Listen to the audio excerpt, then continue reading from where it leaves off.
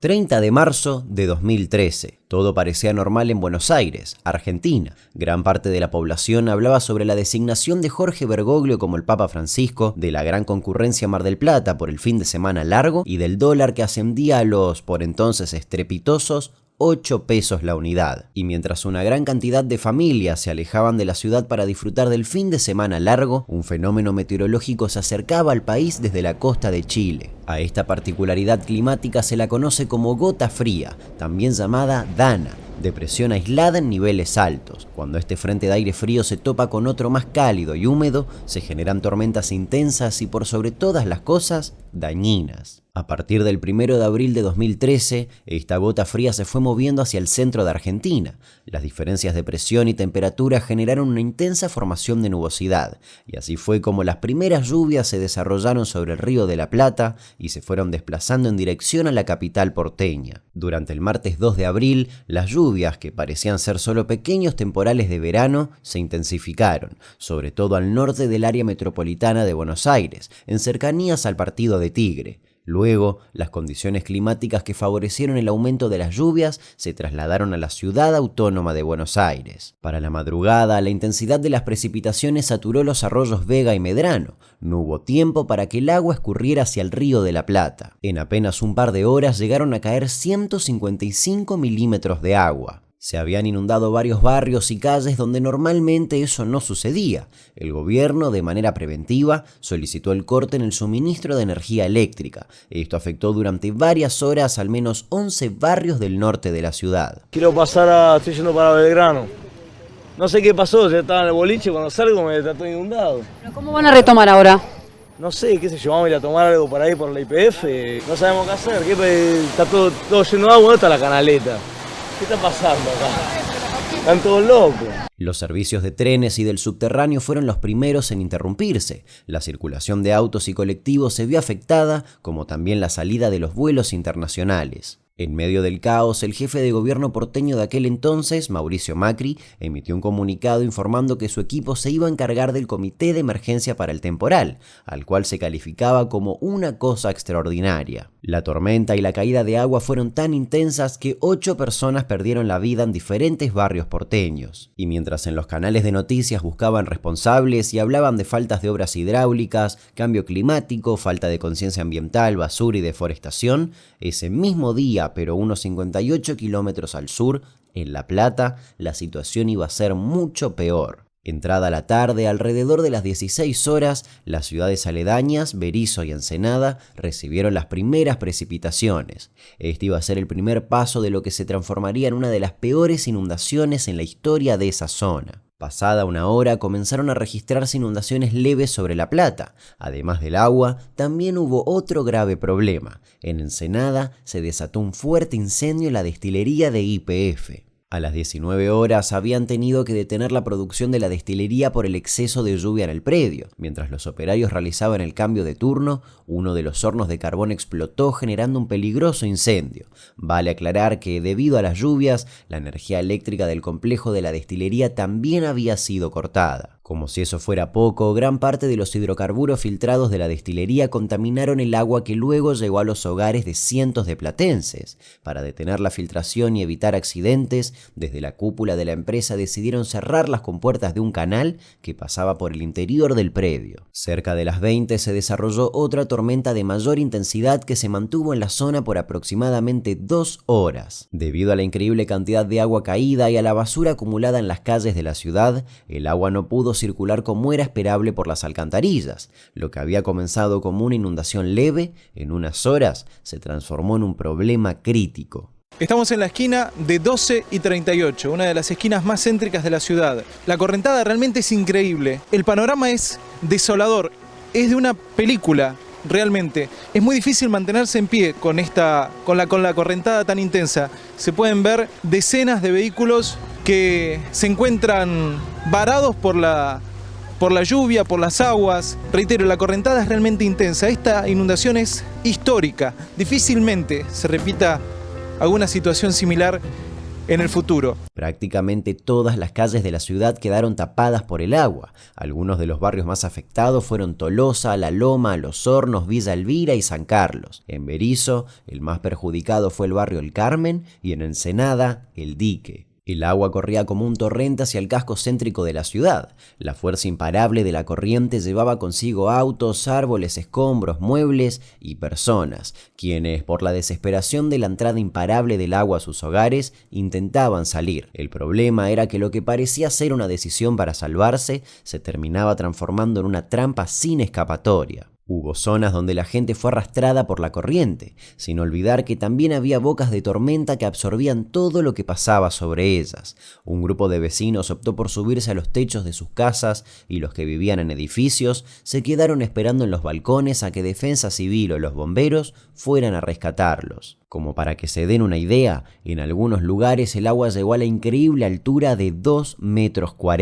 Las personas que no tenían la posibilidad de escapar por sí mismas, en su mayoría ancianos, perdieron sus vidas trágicamente, atrapadas dentro de sus propios hogares, y también hubo quienes quedaron atrapados dentro de sus vehículos. La ciudad había quedado envuelta en el caos y la devastación, y las personas habían sufrido la pérdida prácticamente total de sus pertenencias. Un dato para nada menor fue que tras la tormenta colapsaron las redes de telefonía fija, celular y la eléctrica en casi toda la ciudad, por lo que las personas quedaron incomunicadas. Nadie podía avisar si estaba a salvo o averiguar cómo estaban sus seres queridos. El hospital español también se inundó y quedó a oscuras, por lo que no pudieron recibir a más pacientes. También se cortó la luz en el hospital de niños, incluida la sala de terapia intensiva. Si bien los hospitales estaban preparados con generadores para este tipo de situaciones, las compuertas de acero que siempre habían impedido el paso del agua en las tormentas no pudieron dar abasto en esta ocasión. Y es que ninguna seguridad estaba pensada para tal magnitud de agua. Las compuertas terminaron por ceder y el agua avanzó no solo en el sector de los generadores, sino también dentro de las habitaciones donde estaban los pacientes internados. Al no tener energía para hacer funcionar las máquinas de asistencia vital en las salas de terapia intensiva, muchos pacientes críticos perdieron la vida. El número de víctimas mortales aumentaba con el paso de las horas. La noche anterior eran 48 y según el gobierno bonaerense había 3.000 personas evacuadas. Sin embargo, fuentes extraoficiales ya indicaban que en realidad podría haber alrededor de 70 fallecidos y 120 desaparecidos. En medio del dolor, muchos exigían la ayuda del municipio, pero la realidad fue que a nivel local las acciones para socorrer a los afectados fueron escasas, tardías e insuficientes.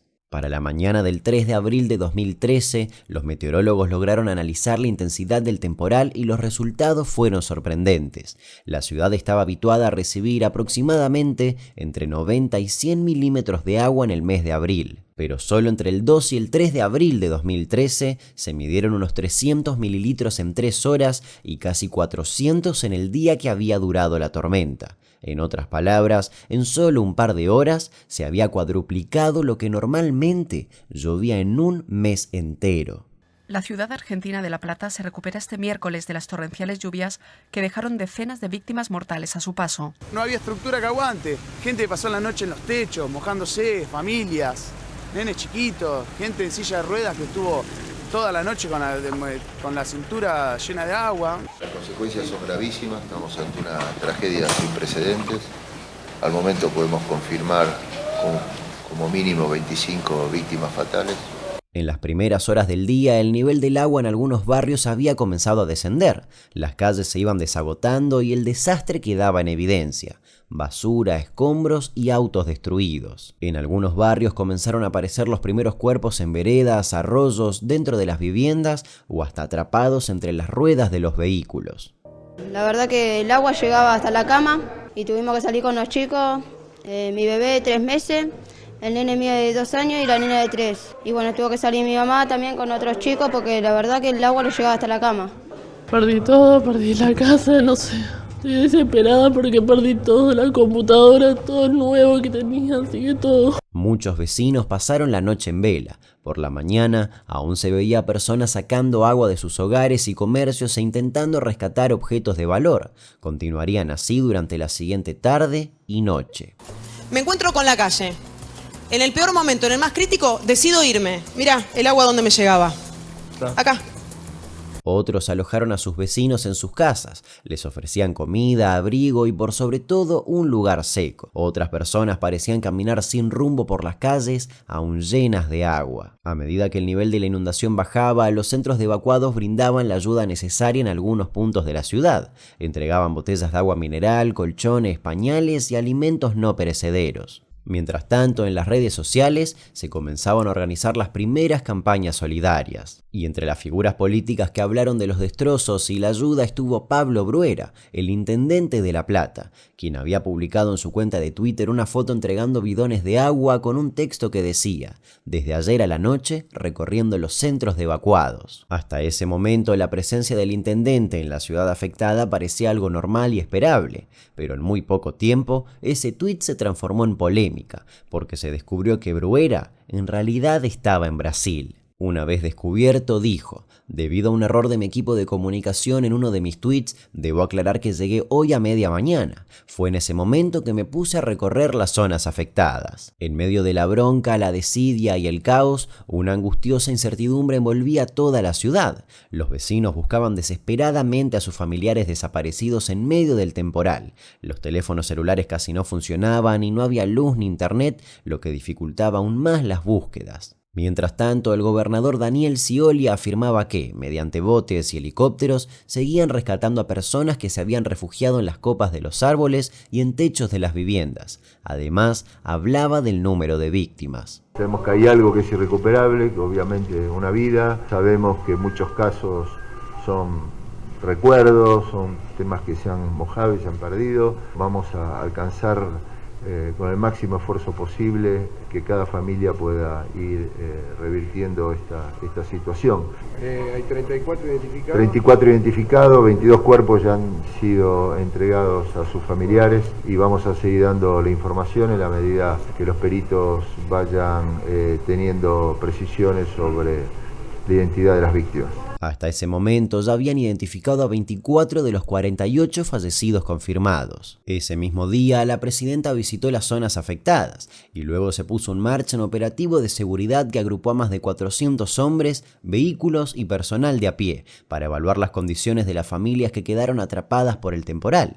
Además, se dispusieron 3 días de asueto escolar. Junto con el drama de los muertos, los evacuados y las pérdidas materiales provocadas por los anegamientos, surgieron otros trastornos producidos por el corte del servicio eléctrico. Vecinos y comerciantes indignados protagonizaron protestas en diversos puntos de la ciudad debido a las demoras en la restitución de la luz. Voceros de Delap, la empresa proveedora, explicaron que las cámaras subterráneas de la red estaban inundadas, lo que limitaba las posibilidades de reparación. Esta situación generó una gran indignación entre los afectados, quienes ya estaban molestos con Bruera y el gobernador Scioli, a quienes culpaban de antemano por no haber realizado las obras hidráulicas necesarias para prevenir la inundación. Los manifestantes, en un momento de máxima tensión, se abalanzaron sobre el vehículo que transportaba a Scioli, acusándolo por la tragedia y por el presunto ocultamiento de víctimas fatales. Ahora aparece, señor gobernador, aparecen todos. Después que si los vecinos nos autoevacuaron, nos moríamos todos ahogados. Que se vayan a la puta que los parió todos. Perdimos todo perdimos. Posteriormente, se decretaron 3 días de duelo nacional. 3 días de luto nacional en Argentina por el medio centenar de muertos en las lluvias torrenciales de La Plata y Buenos Aires. El gobierno y la presidenta Cristina Fernández están recibiendo muchas críticas por la lentitud de la asistencia o incluso la ausencia de ayuda. El auto está hasta el techo de agua. La casa, bueno, se ven las marcas. O sea, todo lo que es heladera, los muebles de la cocina, el mueble del living, todo eso se perdió todo. Para el 5 de abril de 2013, el ejército argentino brindó su ayuda. Para ese entonces, ya se habían contabilizado más de 70.000 viviendas afectadas. La normalidad de la vida cotidiana tardó entre 3 y 4 días en regresar.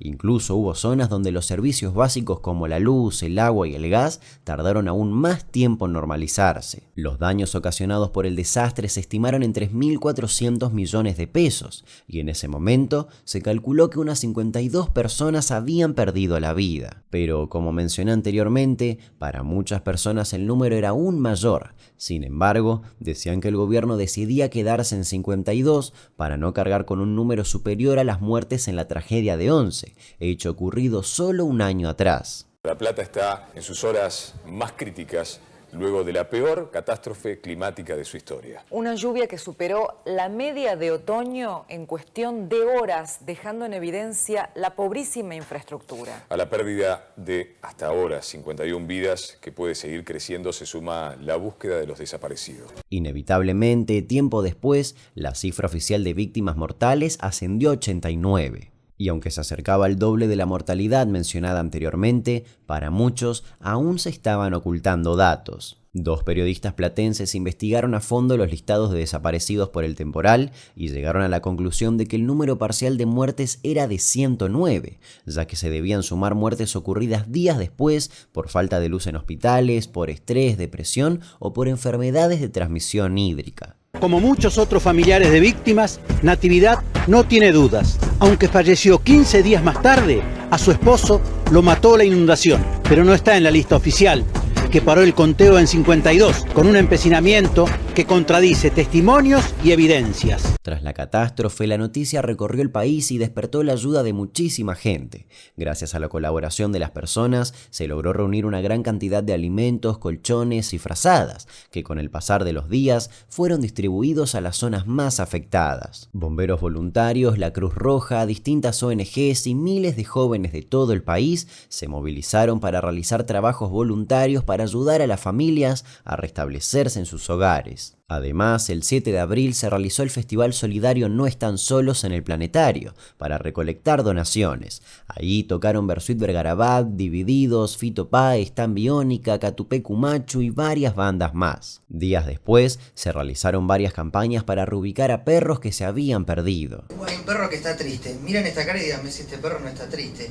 A este perro lo encontré, él es David. Pero ante semejante magnitud de desastre, la pregunta que se repitió hasta el cansancio fue: ¿se podría haber evitado? Las catástrofes naturales, repentinas e inevitables pueden ocurrir, pero cuando casi toda la ciudad apuntó contra la negligencia política, se revisó en el pasado. Y es que con anterioridad ya se había dicho que había cosas que tenían que mejorarse. Entre las tormentas más relevantes de los años anteriores se destaca la de enero de 2002, cuando la ciudad fue sacudida por una inundación que la sumergió casi por completo. En una hora cayeron casi 80 milímetros de agua, obligando a más de 70.000 personas a buscar refugio. 2 años después, un equipo de expertos presentó un plan de obras hídricas al entonces intendente Julio Alac, pero el proyecto no llegó a concretarse. 3 años después, en marzo de 2005, la catástrofe volvió a golpear a la ciudad, dejándola nuevamente bajo el agua. Antes de dejar su cargo, en 2007, Alac inauguró el conducto aliviador, pero solo se concretó la primera etapa. Luego de las elecciones fue reemplazado por el ya mencionado Pablo Bruera, quien en febrero de 2008 tuvo que hacerle frente a fuertes lluvias que dejaron más de 90.000 afectados y al menos un fallecido. Según Antonio Helio Brailovsky, un especialista ambiental que venía advirtiendo de los peligros desde el año 2008, al desbordar el arroyo El Gato, la autopista Buenos Aires-La Plata se transforma en un dique y no permite que el caudal del agua desagote de forma eficiente. Para marzo de 2010, la realidad confirmó las advertencias del pasado. El agua cubrió gran parte de Ensenada, causando una devastación sin precedentes. Los especialistas habían advertido sobre la necesidad de acciones preventivas, pero lamentablemente no se tomaron las medidas necesarias. Y aún hay más. El ingeniero Pablo Romanazzi, experto en hidrología, había presentado un trabajo 6 años antes de las inundaciones de 2013, recomendando mejoras en la capacidad de conducción del arroyo El Gato y la ampliación de conductos troncales. A lo largo de 400 páginas explicaba las obras que debían realizarse para reducir los riesgos de una inundación. Una de sus frases más acertadas fue: "La Plata es una ciudad inundable y el principio de solución es reconocerlo. Los desastres climáticos son impredecibles, pero la prevención es predecible". Sin embargo, sus recomendaciones no fueron escuchadas. Entre la gran cantidad de teorías que se barajaron para explicar semejante desastre en 2013, se habló de la importancia del incendio de YPF que comenté al inicio del video. Pablo Bruera solicitó a la provincia que iniciara una investigación para determinar si el plan de contingencia implementado por YPF, el hecho de cerrar la compuerta para controlar las llamas en la destilería, había sido una causa directa de la inundación que afectó a la capital provincial, pero todo quedó en la nada. El desastre en la ciudad de La Plata se desencadenó por una combinación de factores, siendo el climático el punto de partida. De acuerdo con el Servicio Meteorológico Nacional, durante el pico del temporal, la lluvia se estancó sobre el centro de la ciudad sin drenar adecuadamente. De los casi 400 milímetros de lluvia registrados a lo largo del día, 313 cayeron en un lapso de apenas 6 horas. La falta de un sistema de alerta adecuado también contribuyó a agravar la tragedia. Según fuentes consultadas, el radar ubicado en Ezeiza solo cubre una parte de La Plata, lo que marca una clara necesidad de un sistema integrado de monitoreo entre Argentina, Uruguay y el sur de Brasil para abarcar correctamente a toda la zona afectada. Además, la obsolencia de los equipos fue otro factor, ya que no había habido inversión en instrumental de observación geofísica en el país en más de 40 años. Y otro punto es la infraestructura. Según la Dirección de Estadísticas Municipal, hasta 2008 se habían pedido permisos de construcción por más de 2 millones de metros cuadrados en la ciudad, y a causa de tanto asfalto se genera la impermeabilización del sustrato natural del suelo. Dicho de manera más simple, mientras más construcciones hay, menos absorbe la tierra. Y no hay que olvidar que el desastre de La Plata guarda similitudes con la tragedia que azotó a Santa Fe el 29 de abril de 2003, cuando el desbordamiento del río Salado afectó a una gran parte de la población. Ese es un tema ya hablado en otro video. El 2 de mayo de 2013, a un mes de la inundación, las familias y los vecinos afectados por el temporal se movilizaron hasta las puertas del Palacio Municipal, no solo para recordar a las víctimas, sino que también para pedir ayuda, subsidios, la realización de las obras pertinentes para evitar que esto se repita, el esclarecimiento del número real de víctimas y el juicio y castigo a los responsables. El 11 de julio de 2013, 3 meses después de la tragedia, la legislatura bonaerense y el gobierno nacional autorizaron el ingreso de 1.973 millones para realizar las obras hidráulicas para la ciudad. Gracias a la ley bonaerense 14.527, se le permitió a la provincia endeudarse para construir una infraestructura que soportara este tipo de lluvias. Si bien esta ley fue sancionada a mediados de 2013, el inicio de los trabajos se demoró bastante, comenzando con las licitaciones recién en mayo del año siguiente. Varias obras comenzaron a realizarse a lo largo de 2014 y 2015, pero con el tiempo todo fue quedando en el olvido debido a las deudas con los contratistas. Los funcionarios se fueron pasando la culpa de unos a otros hasta que a mediados de 2016 reactivaron algunas de las obras que habían quedado congeladas. En 2019 se anunció la finalización de un plan hidráulico en la capital provincial. Entre las obras inauguradas se encontraba el ensanche y la profundización del cauce del arroyo El Gato, que recibe y canaliza el flujo de la mayoría de los desagües pluviales de La Plata y los conduce hasta el río.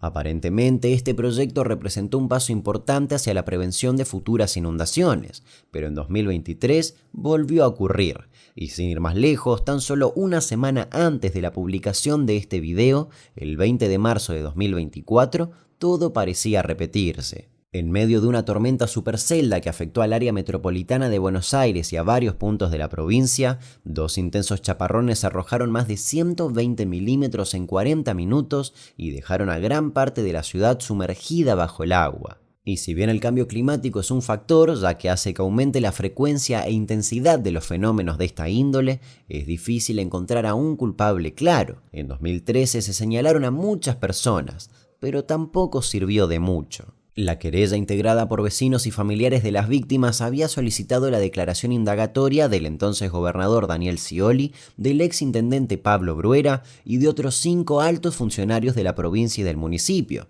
Demandaban procesar a Scioli y a Bruera por considerarlos penalmente responsables de los acontecimientos ocurridos el 2 y el 3 de abril de 2013. Pero el juicio oral, llevado a cabo recién en 2019, solo derivó en el enjuiciamiento y condena de un funcionario de segunda línea, Sergio Ariel Lezana, funcionario de defensa civil de esa ciudad.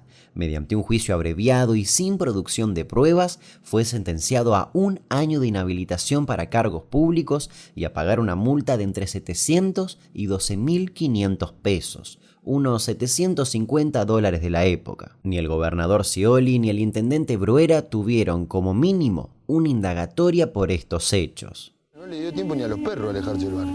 Nosotros cuando nos metíamos con el agua hasta acá a sacar a la gente, nadábamos entre la rata con los vecinos. La rata era lo que menos me importaba, lo que más me importaba que había gente grande que no podía ni caminar y flotaba. Mirá el puente, si vos te para allá, y ve el puente y mira la altura del agua, acá. Así que ese arroyo era desde allá hasta acá. El auto de mi vecino Car giraba así como un tronco, ¿viste? Como los autos nuevos se encapsulan, flotaba.